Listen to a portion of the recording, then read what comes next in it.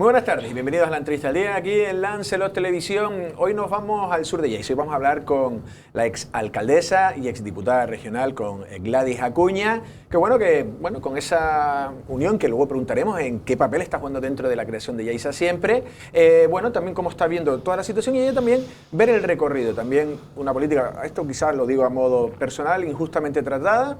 Pero yo creo que la vida da segundas oportunidades y todo, la justicia también se puede volver un poco más justa. Pero vamos a ver un poco de Gladys Acuña, una de las políticas con mayor trayectoria, con mayores posibilidades. Y vamos a ver qué sale de todo esto. Sin más dilación, empezamos a hablar con Gladys Acuña. Gladys, ¿cómo estás? Muy bien. ¿Bien? Muy bien. Me decías que querías venir con la camiseta de jazz, como el otro día. Claro, pero se me olvidó. Está muy guapa, ¿eh? Ando un poco agripada, Andrés, y estoy media lenta. Vale. Muchas gracias, Andrés. Gracias que esto cuando uno está cerca de los 50 sienta muy bien. Bueno, yo también estoy muy cerquísima estoy. Luego veremos un poco también esa presentación y me comentarás un poco lo que tú... Vamos a hacer un pequeño recorrido porque Gladys, pese a nuestra juventud, y la tuya también, tienes un recorrido largo en la política. En 2008 llegas a accedes a la alcaldía, ¿no? Sí, en febrero de 2008. Iremos viendo algunas imágenes también que hemos ido preparando. En primer lugar, ¿cómo llegas? Era con el PIL, no sé si era otro tiempo. Yo me acuerdo joven, estuviste en la oposición dando guerra. Claro, ay, sí. Yo ahora me acuerdo y digo, ay, Dios mío. Digo, mira que yo era una pejiguera en la oposición, era muy cañera. Yo llevo ahora mismo 20 años. O sea, la primera vez que me presenté fue en el año 2003 y tenía 27 años. Estamos en 2023. Es verdad que llevo pues 4 años sin estar en primera fila de la política, ¿no? Aunque sigo en contacto con ella, pero no como primera fila, sino pues asesorando y siempre vigilando la cosa desde otra óptica. Pero son 20 años que se dicen fácil. Vale, vamos a ir metiendo un poco cosas de tu gestión, porque también tú has querido aclarar muchas cosas de cosas importantes que se hicieron. ¿Qué situación te encuentras económica cuando tú llegas en el Ayuntamiento de Lleida? Vamos a ver, cuando accedemos en el año 2008, que accedemos a través de una moción de censura con Coalición Canaria en aquel momento, la situación era fastidiada, o sea, la situación era dramática. Allí no había dinero para pagar, ustedes recordarán huelgas de basura, o sea, era todo un escándalo. No había interventor, es decir, la figura del secretario interventor redundaban en la misma persona. El primer interventor de Lleida fue Antonio Cabrera Panasco. Y fue en esa época, en el año 2008, y es conmigo cuando él entra como interventor. Entonces, cuando ya se desdobla esa figura y se mete a esta persona a ordenar aquello, aquello era un desastre. Es decir, Antonio se iba todos los días. Antonio, por Dios, yo lo recuerdo a él, creo que es un grandísimo profesional. Y este hombre fue el que fue poniendo un poco la cosa en orden. Por ejemplo, en Lleida, el encargado o cualquier empleado iba a la ferretería, a la librería y compraba como si fuera para su casa. Y es Antonio Cabrera Panasco el que implanta los informes, la retención de crédito. Todo eso en Lleida no existía. Es decir, eso se empezó a construir en esa época. En aquella época mi primer teniente de alcalde era Leonardo Rodríguez, porque esa foto no es de mi primera toma de posesión, esa es ya, si no recuerdo mal, en el año 2015 por lo menos. Y aquello nos llevábamos a matar. Éramos 2 personas muy jóvenes, porque Leonardo es más joven que yo, pero tampoco nos sacamos mucho de diferencia. Yo tenía 32 años. Y hubo un duelo de gallos ahí. Entonces, claro, era una pelea porque los dos queríamos protagonismo y, en fin, de hecho luego él me censura a mí. Es decir, 2 años después, primero nos dejan en minoría, estuvimos en minoría 4 concejales, que en aquel momento éramos Juan Iguardia, Juan Lorenzo Tavío, Evaristo García y yo. Y 4 concejales ante aquel desastre, pues fuimos timoneando y ahí se hace una labor impresionante. Una de las cosas que yo te he oído destacar era lo que fue las altas catastrales. ¿Qué significó eso? ¿Por qué fue clave? Sí, vamos a ver, una de las cosas con las que me encuentro, porque, yo decía, el problema de Lleida es que no tiene los recursos ordenados.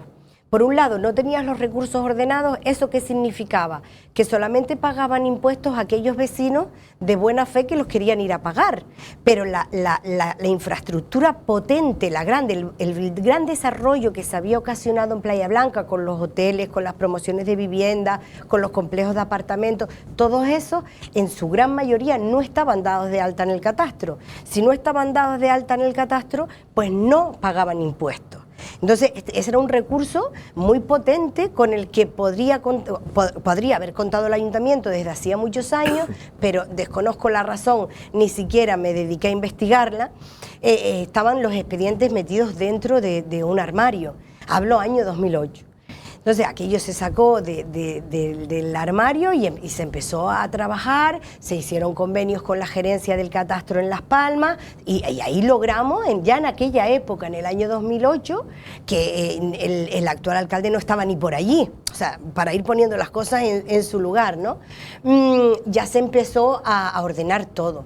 Luego el segundo paso era aprobar un plan general. Es decir, estábamos tratando con un municipio cuya normativa era del año 73, era más antigua que yo. O sea, yo nací en el 75 y el plan era del 73.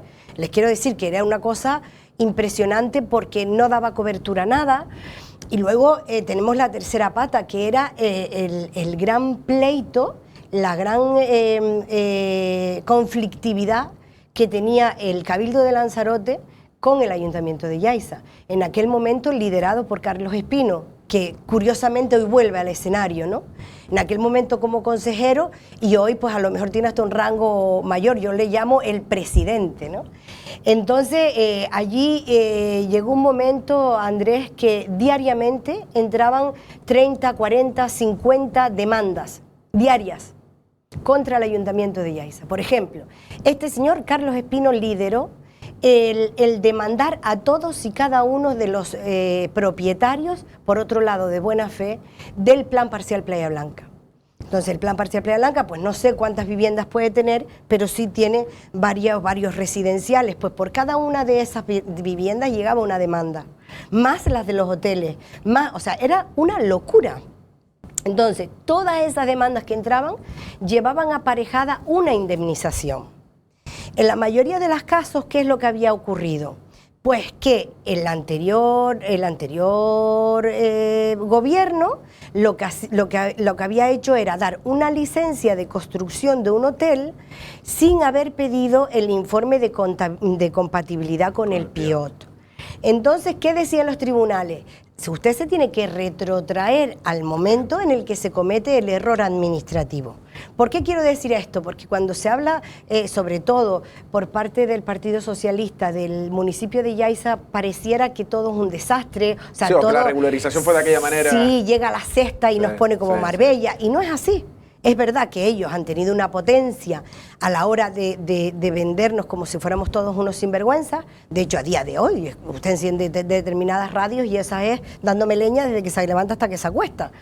Entonces, te da pena porque tú dices, oye, es que al final va redundando en detrimento de nuestra zona turística, ¿no?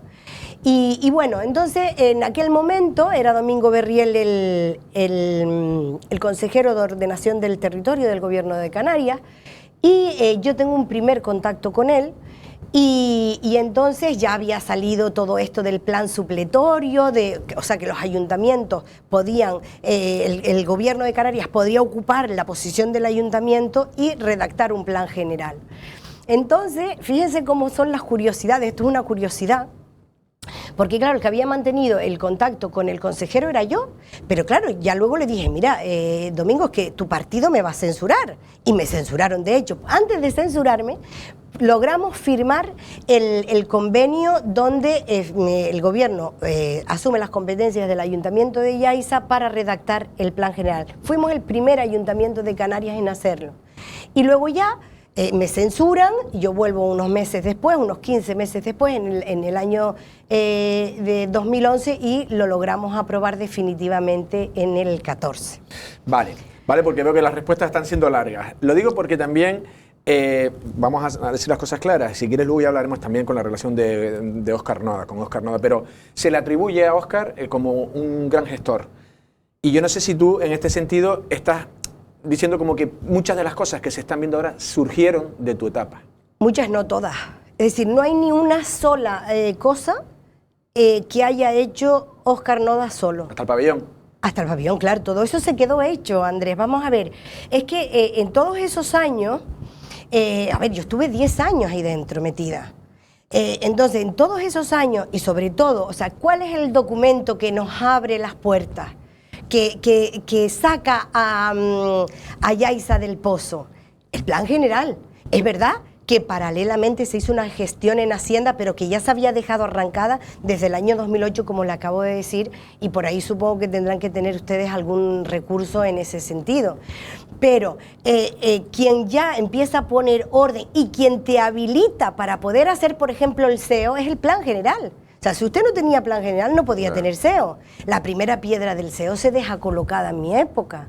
La ampliación del puerto de Playa Blanca, que bueno, mire, lo podemos ahí ver, eso es gracias a la aprobación del plan general. La legalización de todas y cada una de las viviendas del plan parcial Playa Blanca, por ejemplo, se hicieron gracias al plan general. Sí, crearon los cimientos de una... De una evolución. Mire, esta es la ampliación del puerto de Playa Blanca, donde costó mucho, es decir, la ampliación del puerto de Playa Blanca no es un tema baladí, o sea, llevaba 25 años bloqueado. Y en aquel momento, pues se llegó a un acuerdo que también era Domingo Berriel, afortunadamente, el consejero de Obras Públicas, y José Manuel Molina, no me olvidaré de él en la vida, que era el jefe de servicios de puerto, o sea, de obras públicas en aquel momento. Y ahí pues también se deja firmada el acta de replanteo y el comienzo de la obra. ¿Qué pasa? Que claro, Andrés, esto es como cuando tú naces en una familia adinerada, tus padres mueren y te encuentras las cuentas llenas de dinero. Entonces, ¿qué pasa? Empiezas a gastar, pero claro, cuando el dinero se acaba, el problema es que ya no sabes cómo ganar o cómo poner nuevamente dinero en esa cuenta. ¿Qué es lo que le va a pasar a Yaiza? Muy posiblemente. Si Yaiza lleva 4 años de desarrollo de un trabajo que formaba parte de un plan que le guste a Óscar Noda o no, lo implantamos nosotros. Liderado por mí, donde estaba él también, pero que poco ha tenido que ver ni con el plan general, ni con las obras, ni con nada. Sí, en cambio, ha tenido que ver mucho en todo esto Jonathan Lemes, por ejemplo. ¿Qué ocurre? Que Jonathan Lemes siempre fue una persona que guardaba el lugar que le correspondía.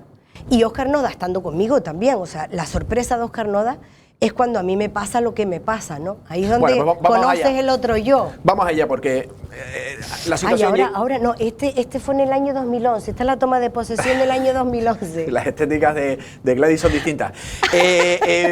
Vamos allá, porque todo surge con el caso Stratus. O sea, todo surge el inicio del film, sobre todo la inhabilitación. En primer lugar, yo creo que, lo decía en la introducción, la más perjudicada, porque al final han quedado todos absueltos los principales acusados. Claro, entonces, sí. Primero, ¿cómo ves tú eso y cómo te condiciona tu carrera política también? Hombre, la verdad que en ese momento, es decir, cuando a mí me inhabilitan, además de aquella manera, yo creo que ya lo he contado, con la formación del tribunal de la forma que se produjo, con un voto particular donde el mismo presidente decía que era imposible porque aquel expediente estaba impoluto, es tanto que si a mí hoy a mí me ponen ese expediente delante otra vez, tomaría la misma decisión porque no puedo tomar otra. ¿Qué pasa? Que cuando usted lo condonan de aquella manera, porque aquí no hubo acuerdo, acuérdese usted que aquí había un magistrado que decía que era una absoluta locura y que una de la tercera magistrada en nombrarse a día de hoy es viceconsejera del Partido Socialista, con lo cual yo soy una persona humana y libre de pensar lo que yo quiera pensar. Entonces, desde luego, no es tan impoluto como en el caso donde se dice que la bodega es absolutamente legal, donde todos los magistrados de forma unánime han dicho que basta ya de espectáculo, que esta bodega es legal, que les podrá gustar, no les podrá gustar, que a unos dirán que sí y otros dirán que... Lo cierto es que contaba con todos los permisos, que se construyó y que nosotros no hemos cometido ilegalidad alguna. ¿Qué pasa? Que fue el instrumento que les sirvió a otros para desplazarme y bueno, y ahí... Pero el hecho de ir por ser aforada, porque al final tú eras parlamentaria... Claro, es decir, la causa se divide... ¿Te perjudicó? Claro que me perjudicó. me perjudicó porque a lo mejor, bueno, a lo mejor no, seguro, si yo hubiese formado parte de la audiencia, que fue quien juzga luego la licencia de obras, pues claro, hubiésemos estado todos absueltos. Y cuando usted me preguntaba por la vida política, mire Andrés, la vida política en ese momento para mí fue lo de menos. Sí, yo me llevé una decepción a nivel personal muy grande, porque yo confiaba en la justicia. Y poco a poco estoy recuperando esa confianza que creo que necesitamos todos los humanos. Además, yo estudié Derecho en Las Palmas de Gran Canaria y de verdad estudié esa carrera porque me gusta la justicia. Y cuando usted es víctima de una injusticia, es muy difícil de gestionar. Vale, ¿y se puede reponer? O sea, se está reponiendo, porque ahora tú has iniciado un trámite Claro, no, vamos a ver, ahora ya... ¿Cuál es el procedimiento? ¿Cómo ahora va? Hemos interpuesto un recurso de revisión que está en marcha y bueno, ya veremos a ver lo que tarda, porque la justicia por rápida no se caracteriza. Y yo estoy absolutamente convencida de que en breve tendremos un resultado donde todo eso va a caer y se demostrará finalmente que soy inocente, como lo he sido siempre desde el primer momento. ¿Qué pasa? Que claro, yo estuve 3 años muy fastidiada, que por otro lado, pues los psicólogos dicen que es el tiempo que se tarda en superar un duelo, ¿no? Cada uno en lo suyo, uno en la muerte, otro tal, lo mío en lo mío, y bueno, afortunadamente, pues he ido saliendo de eso, ¿no? Pero en mi caso tal vez no solo fue la condena, que fue una absoluta injusticia, y que voy a pelear hasta el último atisbo y el último aliento que yo tenga, porque las cosas se repongan. Porque lo que no es justo ni para Gladys ni para nadie. Cuando se repongan, porque yo creo que se van a reponer. Yo también estoy ese día absolutamente convencida. ¿Tu actividad política? Bueno, vamos despacio, porque primero tendré que entrenarme, ¿no? Porque llevo tiempo ya te estás entrenando. Sí, pero porque a mí me gusta hablar, porque yo creo que siempre he sido así, ¿no? Pero dar el paso de otra vez estar en primera línea, pues no lo sé, mire, yo no me atrevo a decir que no, porque a mí me gusta la vida política. Y además creo que es de la única manera que podemos transformar la realidad. Ahí en la foto es mi etapa de diputada y ahí yo conseguí muchísimas cosas.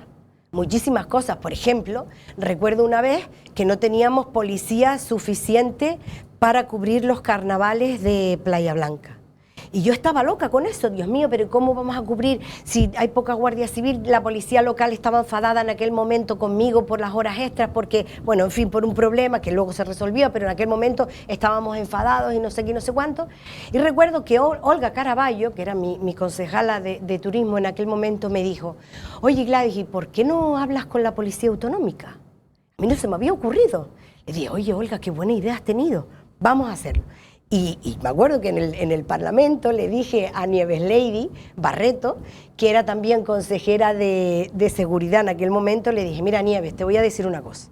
Yo nunca jamás he visto a la policía autonómica. Dicen que existe, pero yo nunca jamás la había visto. Digo, te voy a decir una cosa, yo necesito, no sé si eran 14, 15, 16 hombres, no lo sé. Digo, y si no me los das, monto un escándalo aquí en el Parlamento, que verás tú. Y el problema no es... O sea, el problema no es que lo haga, el problema es que la gente cree que lo hace, y lo hubiese hecho sin duda. Y entonces Nieves me dijo, no, y vinieron todos los policías autonómicos para acá, que de hecho luego pedían el destino voluntario, porque ahí pues se quedaron, recuerdo, en el Hotel Rubicón. Le dije al del Rubicón, mira, déjalos bañar en la talasoterapia para que quieran venir otra vez, que el agua no se gasta, eso no genera gasto. Y bueno, y es o sea, por poner un ejemplo que se traduzca hiciste pasillos también, conociste a la alta política. Mucho. Mira, Baltar lo tenía sentado delante y lo tenía amargado con la ampliación del centro de salud de Yaiza. Y se hizo, o sea, pero ya no lo vi yo. Es decir, ya todas esas cintas las ha cortado otra persona que hoy lo que hace es pues criticarme y desnostarme en público. ¿Cuándo surge la desunión con Óscar? ¿Es con el tema Stratus o ya viene de antes? ¿Ya hay un movimiento que tú...? Vamos a ver, yo desde Él reconoció el otro día en la entrevista que fuiste tú quien le introdujiste en la política. Hombre, es que lo que faltaba, es decir, lo que faltaba ya es que dijera que vino solo, que lo puso Dios allí y ya está, ¿no? Mire, vamos a ver, esto, o sea, desde que pasa el tema de Stratus, yo ya empiezo a detectar ciertas cosas. Es más, por ejemplo, ya la lista que él lleva al ayuntamiento de Yaiza hace 4 años, no tuve ninguna responsabilidad en esa lista, la quiso hacer él solo y él solo la hizo. Es decir, yo ahí ya empiezo a ver como que él quería tomar sus decisiones, cosa que me parece bien, pero veía algunos desplantes, ¿no? Paralelamente a nivel personal. Y ahí, pero callé, porque para mí el partido y el proyecto era como si fuese un hijo mío. ¿Tú eres la presidenta? Claro, yo era la presidenta. Yo fui un poco en la que lideró junto con Roque Herrera, junto con Tato, que era de otro partido, Roque era de otro partido, nosotros éramos de otro partido, un poco la que fue uniendo y generando ese buen ambiente para que naciera Unidos por Yaiza. Y nació. Y tú lo vas pues alimentando hasta que mira, pues en fin. Y luego que tus propios compañeros te digan, no, es que por tu culpa, eso me lo dijo a mí Óscar Noda, en mi casa, en mi mesa, sentados los dos. Me dice, no, yo no gané con mayoría absoluta por tu culpa, porque tú ibas conmigo en los carteles. Pero claro, es que esa persona que iba con él en los carteles, mira Andrés, yo llegaba del Parlamento a las 2, me iba a la oficina municipal de Playa Blanca a recibir y atender gente y no llegaba hasta las 11 de la noche a mi casa, atendiendo gente. Y vale, es verdad que íbamos cogiendo cita, pero claro, ya la gente sabía que estaba allí, la gente se veía que yo les atendía y entonces aquello ya, yo no sirvo para tener una persona allí esperando marcharme y decir, no, usted no tiene cita. Yo no sirvo para eso, Andrés. Hasta que ya una vez me acuerdo que estaba viendo Velvet, y que era una serie, y les dije, por favor, déjenme ver Velvet, y entonces me iba un poquito antes, porque en aquel momento no había ni Netflix ni nada de eso, que usted lo podía ver después, no, era la tele normal. Y a mí me encantaba Velvet, y era la única licencia que ellos me permitían. Y hoy, por ejemplo, en Playa Blanca ya no se recibe gente, en Playa Blanca ya no se pasa, otro talante, no ya tiene... no se puede. Pues es que en un partido de corte local, como era el nuestro y como es Jazz ahora, usted está al lado del vecino, o usted, perdóneme, pero es igual que el resto. Pero y perdona, en UPI hay un momento que te dan de baja a ti. Sí, a mí me echan, es decir, que esa es otra. Vamos a ver, Andrés. ¿Tenía que haber ido a un consejo o tenía que haber ido a un...? Claro, vamos a ver, eso es una vulneración de un derecho fundamental de pertenecer a una asociación, a un partido, etc. ¿Qué pasa, Andrés? Que yo estoy harta de juzgados, de tribunales y de... Mire, recientemente, sabe usted, o bueno, si no lo sabe se lo vuelvo a repetir, que es la primera vez que pongo una querella criminal contra alguien por decir sobre mí disparate, y no voy a tolerar ni uno más. Y alguno que tiene el pico caliente, que tenga cuidado, no se lleve por lo menos la sorpresa de recibir una querella, que siga hablando lo que quiera, porque como además tiene estrellas y asesores en todos los lados y parece que sabe de todo, que no se sorprenda si algún día le llega algo que le llegará. Entonces ya me he decidido a defenderme y a defenderme donde me tengo que defender, que es allá, a los tribunales, y ya está. Pero yo el tema este de que me dieran de baja fue más un dolor personal, ¿no? Porque me echaron de mi casa. O sea, me echaron de mi casa y me echaron de muy malas maneras. Por eso a veces la gente me dice, no, es que tú ahora no estás con él, estás con el otro. No, yo no estoy con nadie. A mí me echaron de mi casa.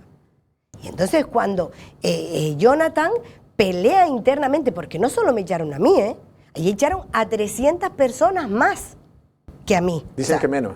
Bueno, o menos, pero si son menos son 295 o 280. Pero ya reconoce que nos echó. Porque seamos tantos o seamos cuantos, usted reconoce que nos ha echado. ¿Qué ocurre con Jonathan? Jonathan se resiste y pelea, y Jonathan sí que ha puesto una demanda judicial, que la verdad no sé el destino de ese procedimiento, pero está puesta. Yo le dije, mira Jonathan, yo ahí no quiero saber nada, ustedes entiéndanselas y ya está. Pero a nivel personal me ha dolido mucho.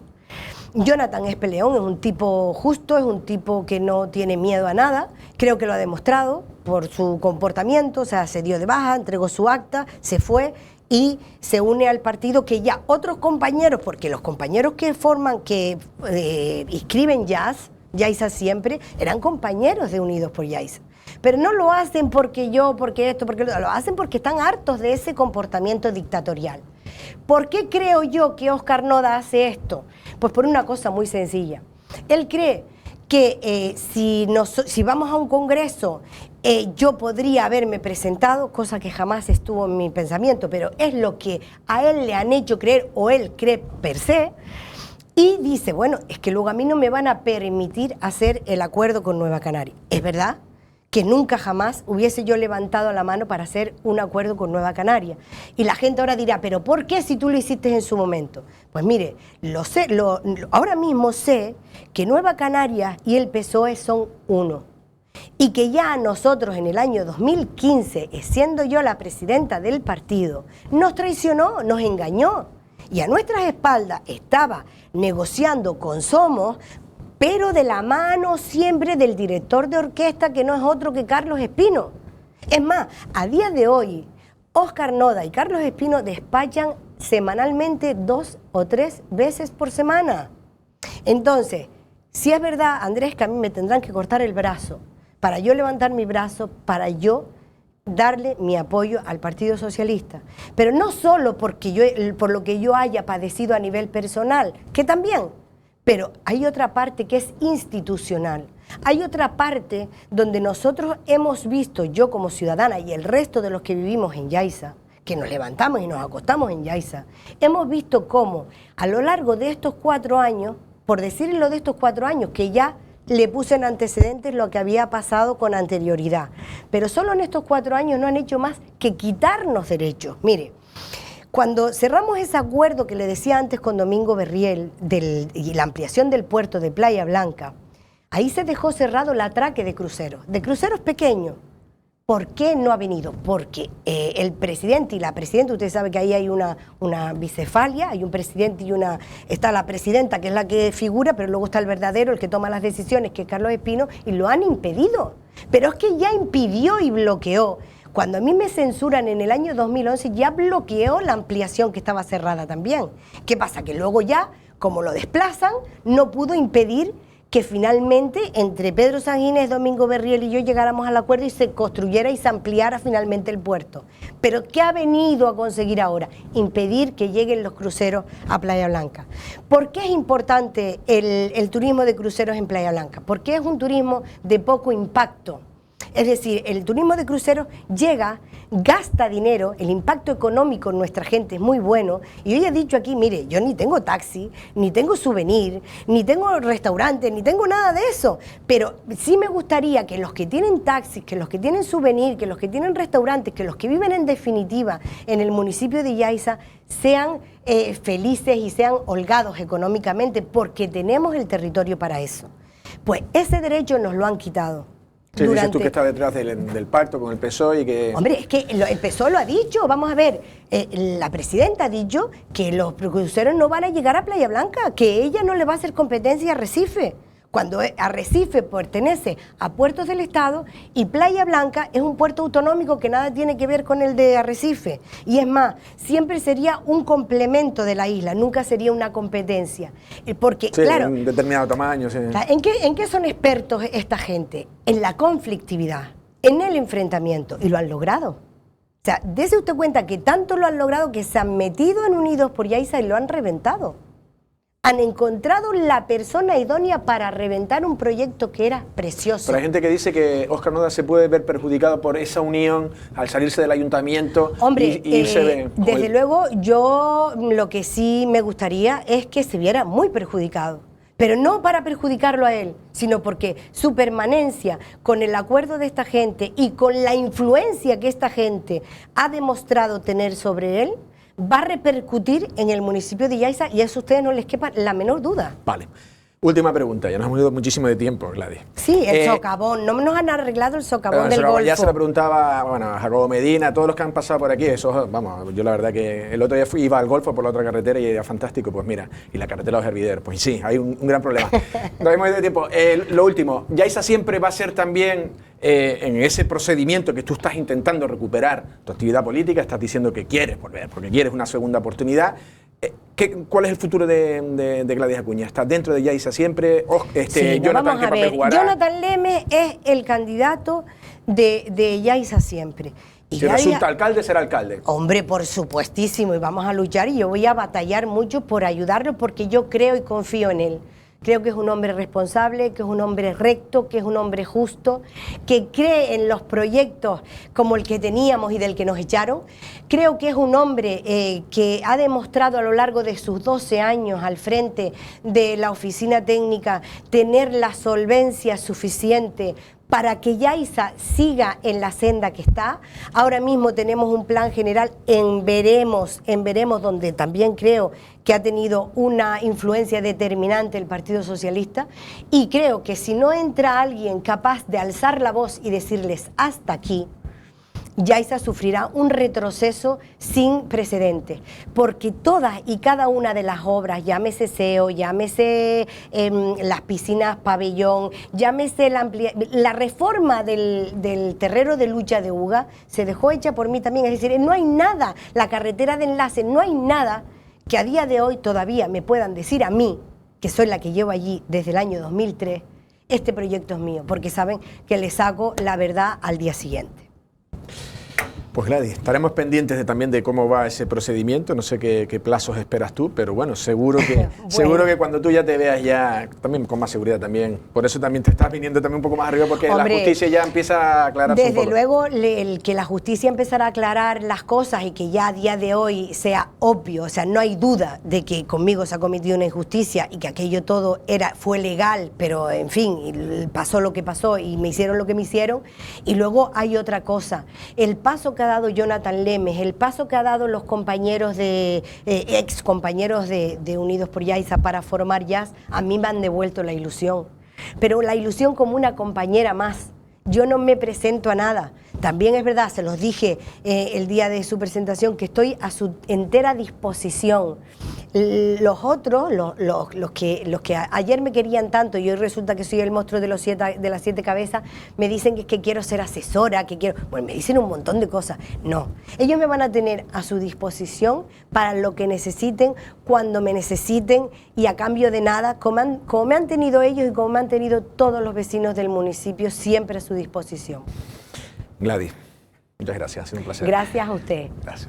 Las palabras de Gladys Acuña. Gladys, pocas preguntas tenemos para rato. La verdad que, bueno, lo ha comentado varias veces en la entrevista, una injusticia que se hizo, una inhabilitación en la que perjudicaba una carrera política completamente ascendente, pero bueno, ella también piensa, yo también lo pienso, que la vida da segundas oportunidades y que lo bueno está por llegar. En este caso, ella tiene unos recursos hechos y bueno, se esperará. Está apostando claramente por Yaiza siempre, considera que fueron sus compañeros de partido, los que se quedaron en UPI pues ya no lo serán tanto, y creen la figura de Jonathan Lemes. El 28 de mayo, ahí sí que será la verdadera respuesta y tendrán los vecinos de Yaiza que decidir y ya se verá el futuro del municipio. Nosotros sin más nos despedimos, pasen una feliz tarde.